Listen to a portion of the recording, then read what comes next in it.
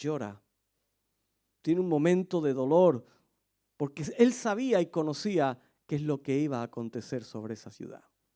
Él sabía y conocía cuáles eran los años que le esperaba aquella ciudad. La ciudad de Jerusalén, el centro de la religión judía. El lugar donde se encontraba el templo de adoración a Dios. Esa ciudad cuyo nombre significa ciudad de paz. No reconoció cuál era su paz. No reconoció a Jesús en aquel momento. Y mira, yo quiero preguntarte en este día, si Jesús mirara hoy nuestra ciudad, si Jesús mirara hoy nuestra nación, si Jesús mirara hoy cada ciudad donde está saliendo una representación de aquella entrada triunfal, ¿tú crees que volvería a llorar? Es fácil decir eso, ¿verdad? Pero yo te lo quiero poner más difícil. Si Jesús mirara hoy tu corazón y el mío, aquí sentados en esta mañana, ¿tú crees que volvería a llorar? Contéstatela tú, no me la contestes a mí. Jesús lloraba porque no reconocieron el tiempo de su visitación. No supieron reconocer quién era Él y eso trajo consecuencias. Y hoy estamos viviendo tiempos difíciles. Yo creo que me repito todos los domingos diciendo que hoy estamos viviendo tiempos difíciles. Pero es que en nuestra realidad estamos viviendo tiempos difíciles y cuando parece que se va a arreglar algo, no solo no se arregla, se empeora, sino que sale otro más. Y estamos ahí viviendo tiempos complicados, con crisis, con incertidumbres, con guerras, con miedos. Estamos asistiendo, y ayer se nos daba una visualización de cómo la sociedad está cambiando a una sociedad, o cómo ha cambiado a lo largo de los siglos, y cómo el enemigo, cómo el diablo ha sabido hacerlo bien en el corazón de las personas, no te equivoques, y nos ha llevado a decir que el diablo no es el culpable, sino que el culpable es otro llamado Dios. Pero no te olvides de una cosa, el culpable de todo lo que pasa es el diablo.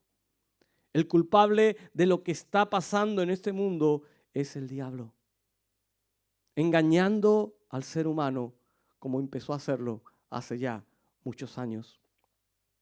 El problema es que el mundo sigue sin reconocer quién es Jesús. Seguimos sin poder reconocer los tiempos proféticos. Seguimos rechazando muchas veces al Hijo de Dios. Seguimos rechazando al único que puede traer salvación. Al único que puede traer cambio. Al único que puede traer vida eterna. Y esto pasa porque al igual que entonces, este mundo no le conoce. Este mundo no le identifica. Y tenemos su palabra, que si la leyéramos con atención, si la leyéramos con detenimiento, haría explotar nuestra cabeza. Haría que pudiéramos darnos cuenta de cuántos errores, de cuántas mentiras, de cuántas cosas el enemigo ha sembrado y ha aterrizado en nuestros corazones y en nuestros pensamientos. Muchas veces tenemos una visión vedada de quién es Jesús. Por eso hoy debemos responder a esta pregunta: ¿quién es este? ¿Quién es este? ¿Quién es Jesús? Y te quiero dejar 4 puntos principales y uno de ellos está en Hechos 4, versículo 12. Y Hechos 4, versículo 12 declara: y en ningún otro hay salvación, porque no hay otro nombre bajo el cielo dado a los hombres en que podamos ser salvos. ¿A qué te lo sabes? Nos lo sabemos de memoria. Pero tenemos que no solo saberlo, sino que creerlo, que practicarlo y que vivirlo.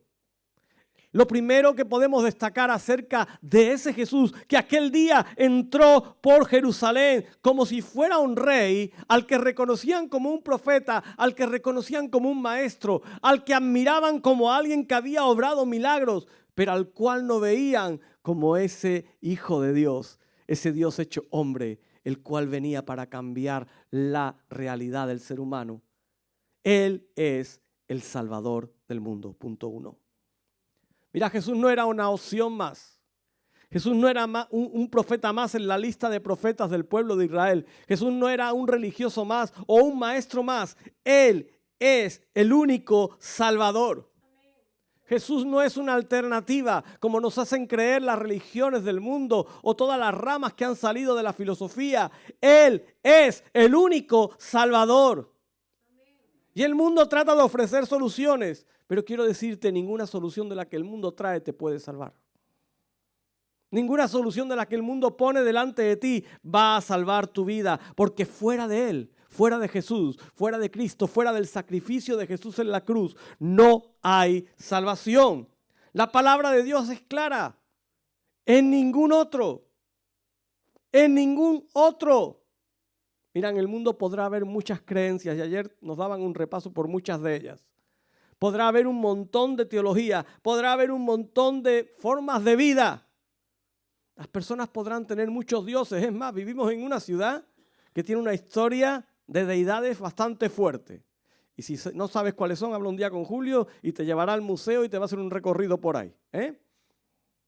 Pero tenemos una historia donde la humanidad se ha agarrado a multitud de dioses, a multitud de religiones. Pero debemos tener claro una sola cosa, y es que solo hay un Salvador. Y su nombre es Jesús.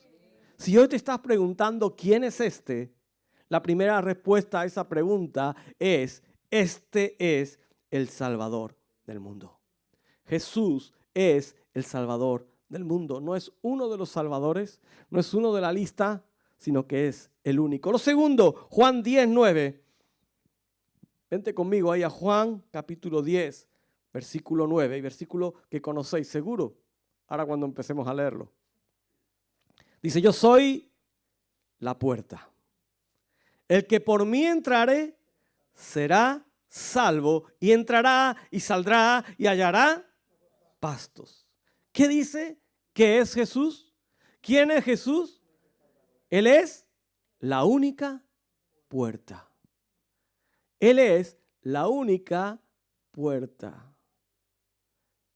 No hay más. No hay diferencias de puertas.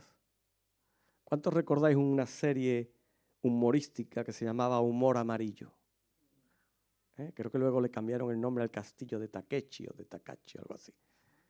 ¿Recuerdas un momento donde estaban en un laberinto, donde había un par de tíos fuertes que trataban de tirarlo al agua y el que estaba dentro del laberinto iba abriendo puertas? Y esas puertas, si te equivocabas de la puerta, acababas encontrándote a uno de esos grandotes, gorditos, que te tiraban al río. Y era descalificado. Solo había una puerta que te conducía al puente por el cual podías escaparte. La visión que nos da Juan 10 es la misma, pero adaptada a nuestra salvación. No te vayas a ver ahí con los dos gorditos persiguiéndote. Mira, si quieres ver a los gorditos, ese es el diablo, que está tratando que entres por otras puertas para atraparte. Muchos quieren entrar por puertas como la religión, las obras, el conocimiento, pero solo hay una puerta que te conduce a la vida eterna. Solo hay una puerta que te lleva a la salvación. Y la palabra de Dios es clara. La única puerta para la salvación se llama Jesucristo. Aquel día en Jerusalén, la única puerta que podía salvar a toda esa gente que gritaba sin saber lo que gritaba era Jesús, el que estaba montado en el pollino. Juan 14:6, vente conmigo. Vamos al tercero. Y este lo sabes. Juan 14:6. Dice: Jesús le dijo: yo soy. Uy, por poco. Es otro yo soy. Yo soy el camino, la verdad y la vida. Y dice: y nadie viene al Padre sino por mí. Hay un dicho muy antiguo que se decía en los tiempos del Imperio Romano, y de hecho en España tenemos muchas calzadas romanas. ¿Has visto alguna vez una calzada romana? ¿Sí o no? Si no, te animo a que vayas por Mérida y por esos lugares. Yo creo que por aquí hay alguna más también. Los romanos en su tiempo decían que todos los caminos llevaban a Roma. Todas las calzadas que habían hecho, al final el punto donde coincidían eran ese centro del imperio que era la ciudad de Roma. Hoy por hoy, cuando queremos decir: mira, no importa cómo vayas, no importa lo que hagas, todos los caminos ¿Sí?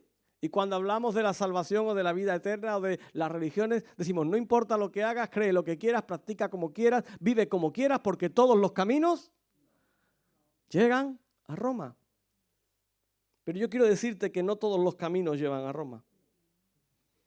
Hablando de salvación, no vas a llegar a Roma. Y si llegas a Roma, vas a llegar a una Roma muy desagradable. Muchas veces decimos, yo soy bueno, yo no hago daño. Si soy feliz así, vivíamos un ejemplo hace poquito con esta chiquita, con Noelia. Si es lo que yo quiero hacer, ¿por qué no? Dejadme, es mi camino. Mira, cuando hablamos de esa manera, eso no salva a nadie.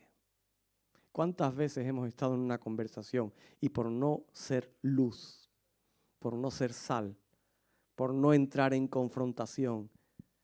Yo he escuchado a creyentes decirle a la gente, vive como, haz lo que quieras, no te preocupes. ¿Cómo? ¿Cómo que haga lo que quiera? Estaba diciendo una locura y había una hermana ahí y le estaba diciendo, haz lo que quieras. No es tan malo. Es verdad que no era algo grave, pero tú tienes que ser luz. Hay algo que va en contra de la palabra de Dios, si hay algo que no va a dirigirte hacia salvación, tú no puedes decir, reírle la gracia por no dar luz, por no querer ponerte en evidencia. El único camino que salva, que cambia, que restaura, que liberta, que limpia tus pecados, el único camino que te va a llevar realmente a un arrepentimiento y no a un remordimiento, como ayer se nos decía, que te va a llevar a un cambio real y genuino, ese único camino se llama Jesús. Ese único camino es Jesucristo. Y aunque todos los caminos parezcan buenos, todos esos caminos muchas veces acaban en muerte. Muchas veces esos caminos van a acabar llevando tu vida a un lugar de sufrimiento para toda una eternidad. Porque el cielo es real, pero el infierno es igual de real. Jesús es el único camino. Juan 1, versículo 29, cuarto atributo que nos habla de quién es este. Juan 1, versículo 29. Dice, el siguiente día vio Juan a Jesús que venía a él y dijo, he aquí el Cordero de Dios que quita el pecado del mundo. Lo cuarto que podemos decir acerca de ese hombre que estaba entrando en Jerusalén aquel día es que es el Cordero de Dios que quita el pecado del mundo. Quizás en este contexto en el que estamos ahora, hablar de un cordero no nos significa nada. Para nosotros un cordero no deja de ser un animalillo que está muy bueno hecho en el horno, ¿sí o no? Eso es lo más cercano o lo que nos viene a la imaginación a nosotros con un cordero. Pero en aquella época, cuando hablaban de ese cordero de Dios que quitaba el pecado, automáticamente todo judío, todo aquel que estaba en relación con lo que era la cultura judía, era capaz de dirigir su pensamiento al templo. Era capaz de dirigir su pensamiento al sumo sacerdote, era capaz de dirigir su pensamiento a un momento específico donde el sumo sacerdote sacrificaba un cordero sin mancha. Un cordero perfecto. ¿Para qué? Para la expiación de los pecados del pueblo. Automáticamente su mente entendía que cuando ellos veían un corderito perfecto llegar al templo en unas condiciones especiales, con un cuidado especial, ese era el sacrificio que iba a ser entregado por los pecados de ellos. Jesús fue, es y será el único sacrificio que Dios acepta. Es el único sacrificio que Dios acepta en favor del perdón de nuestros pecados. No hay otro. Te puedes dar de latigazos toda tu vida, pero el único perdón, el único sacrificio que Dios va a recibir es la muerte de Jesús en la cruz. Él fue el cordero provisto por Dios para expiar los pecados de toda la humanidad. No de unos pocos, de toda la humanidad. Jesús vino a morir. Él vino a entregar su vida y entiéndelo, Él vino a pagar el precio por ti. Para que tú hoy tengas oportunidad de vida, alguien tuvo que pagar un precio. Y ese alguien se llama Jesús. Aquel día, ese cordero perfecto, ese cordero que iba a pagar el precio, estaba entrando por las puertas de Jerusalén. Estaba cumpliendo la palabra profética que había sido dada. Él era el sacrificio perfecto. ¿Y sabes lo mejor de todo esto? Que ese sacrificio perfecto hoy sigue salvando. Hoy sigue siendo válido. Hoy sigue siendo apto. Hoy sigue estando al alcance de aquellos que son capaces de quitar tanta mentira, tanta venda, que son capaces de pararse y acudir a la palabra de Dios y reconocer a Jesús como ese único Salvador, de reconocerlo como esa única puerta, de reconocerlo como ese único camino que lleva a la salvación y de reconocerlo como ese cordero inmolado, sacrificado en pago de nuestros pecados. Aquel día en Jerusalén celebraban, pero no entendían. Igual que hoy muchos celebran, pero no entienden el por qué están celebrando. Gritaban, pero no conocían. El otro día, en las entrevistas estas que hacen ahora a comienzo de la Semana Santa, salía una madre y le preguntaban por qué estaba tan contenta, tan feliz, cómo se pasaba la Semana Santa. Decía, por la Semana Santa hay que pasarla muy bien, estoy contenta porque mi hijo va a salir de monaguillo y aquí venimos con alegría, con gozo, con regocijo y con una buena tarjeta de crédito para pasarlo lo mejor posible. Porque ese es el concepto de muchos que hoy celebran la Semana Santa. Mezclan lo que debería ser algo que compungiera sus vidas. Y no me estoy hablando de emoción, porque hoy emoción en las calles hay más que aquí. Te lo aseguro. Si tú vas a la calle hoy vas a encontrar más emoción que en muchas iglesias evangélicas. Vas a encontrar mucho más jaleo, mucho más empuje, mucha más pasión que en muchas iglesias evangélicas. Pero luego esa pasión se convierte simplemente en actos emotivos que no llevan a nada. Jesús nos está confrontando en este día. ¿Quién soy yo para ti? ¿Realmente soy el único Salvador? ¿El que ha cambiado tu vida o estás compartiendo esa salvación, ese espacio, ese gobierno con otra cosa? ¿Realmente soy yo la única puerta por la cual tú entras cada día? ¿Soy yo la única puerta a la cual tú quieres acceder? ¿Realmente soy yo tu único camino? ¿O vas andando entre dos aguas? Vas buscando diferentes sendas para tu vida. Jesús hoy nos pregunta, ¿realmente me ves como ese cordero que pagó el precio por tu vida? Que lo entregó todo. Por eso la pregunta no es solo quién es Él, sino quién es Él para ti. Yo quiero preguntarte en esta mañana, y con esto voy a ir cerrando, ¿qué vamos a hacer nosotros con Jesús? ¿Qué vas a hacer tú con Jesús? ¿Qué vas a hacer tú con Él? ¿Puedes recibirle? Y podemos recibirle. Y si yo preguntara en esta mañana, ¿quién ha recibido a Jesús? No sé si hay alguien que nos visita por primera vez o que está por primera vez en una iglesia evangélica. ¿Hay alguien que no ha estado nunca en una iglesia? ¿Sí? La pregunta para ti en esta mañana, ¿cómo te llamas? Sebastián, la pregunta para ti en esta mañana, ¿quieres recibir a Jesús como tu Salvador? ¿Quieres recibir a Jesús? Después vamos a orar contigo, Sebastián. ¿Quieres recibir a Jesús como tu Salvador? Esa es la pregunta. Porque hasta que tú no decides dar ese paso de recibirle como tu Salvador, no comienza a haber un cambio. Pero entendamos bien por qué queremos recibirle. Queremos recibirle porque realmente entendemos que si no es por Él, no tenemos oportunidad de salvación. Estamos muertos en delitos y en pecados. Y si no le recibimos, si no le aceptamos, si no hay un arrepentimiento en nuestras vidas, difícilmente podremos alcanzar esa salvación que solo Él da. Y hoy hay fiesta en los cielos, Salvador. porque solo el hecho de que ya has dicho que quieres recibirlo, está habiendo fiesta en los cielos.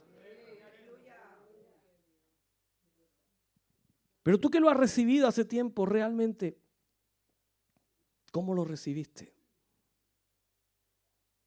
¿Cómo lo recibiste? ¿Sigue Él siendo el primero en tu vida?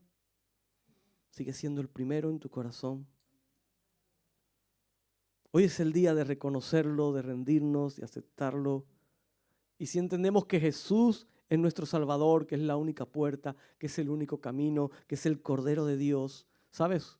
No podemos salir igual de este lugar en esta mañana.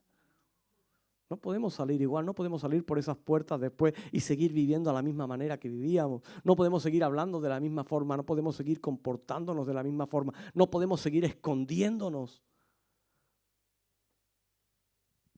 En esta mañana necesitamos salir de este lugar transformado. Así que en este día solo hay un llamado sencillo. ¿Quieres reconocer a Jesús en tu vida?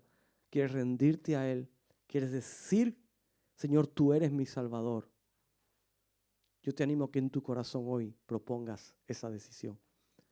Y mira, te lo estoy diciendo a todo el mundo, porque quizás llevas años siendo parte de la congregación, pero no ha habido una conversión real, profunda, sincera. Pero no te entristezcas, no te avergüences. Gózate en esta mañana, porque hoy Dios está trayendo una oportunidad de cambio. Hoy Dios está trayendo una oportunidad de cambio. Jesús es el camino, Él es la verdad y Él es la vida. ¿Quieres que oremos juntos?